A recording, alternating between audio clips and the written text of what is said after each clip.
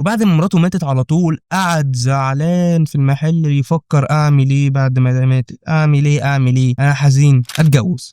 انا ازعل اتجوز على طول. فعجبته امينه. وبص امينه بالنسبه لي اهم عضو في المسلسل، لولاها ما كانش حياه متولي هتبقى بالشكل اللي هو عاشه ده. بس هل هو اتجوز امينه عشان نور عينيها؟ لا، بل عشان عمها المسؤول الكبير اللي هيسهل له شغله. يعني المبدأ واحد، جواز استغلال، او زي ما هو قال كذا مره في المسلسل، مصلحه. فلما يلاقي انها ما بتخلفش مع انه عنده سعيد، بس ده اللي بيخلي امينه تحس ان هي مقصره معاه. وكمان امينه لقت ان هي هيبقى عندها ابن عشان سعيد ملوش حد بعد امه غير والده. وطبعا متولي ما اهتمش بحد من عياله طول المسلسل، كان همه في الشغل والحريم. فهي هتاخد دور امه. وده من اسباب تمسك امينه في الاول بالحج، وانها تسمح انه يتجوز اكتر من واحده عليها. طبعا في الاول كانت بترفض، بس كان بيبقى قدامها سعيد ان هي شايفه ان سعيد هيبقى ابنها. وكمان لما لقى ان واحده تانية اللي هي نعمه الله مرات الراجل اللي بيوزع الاقمشه في السوق، جوزها الراجل ده مات، راح قال لامينه انه محتاج يتجوزها عشان يكبر الشغل، وان هي جوزها هو اللي كان موزع وعشان الشغل ما يبص. بس هو كان عايز يتجوزها عشان السبب ده طبعا، وسبب تاني انه طماع بيحب الجواز، وبيقول لشلبي صاحبه انه مش قادر يشوف غيرها. والجمله دي اتقالت اكتر من مره على كل الستات اللي حبهم من متولي سعيد، اذا كان اللي اتجوزهم او اللي ما اتجوزهمش. لما متولي اتقدم لنعمه الله كان في وضعيه انه شبه بيترجاها عشان تتجوزه، وكان بيوافق على كل شروطها. وده عمله مع كل الستات اللي اتجوزهم، بيبقى في الاول مطيع لحد ما يتجوزهم وياخد اللي هو عايزه منهم، وبعديها بيقلب شخصيه متحكمه. بيعاملهم بالمعروف وبيحبهم، بس بيبقى متحكم فيهم بكل الطرق. وكل ما بيكبر كل ما بيستغلهم اكتر واكتر. وكمان الوليه برضه لسه لابسه اسود، يا جدع مش عارف تقريبا الاسود ده بيصير الحاج متولي.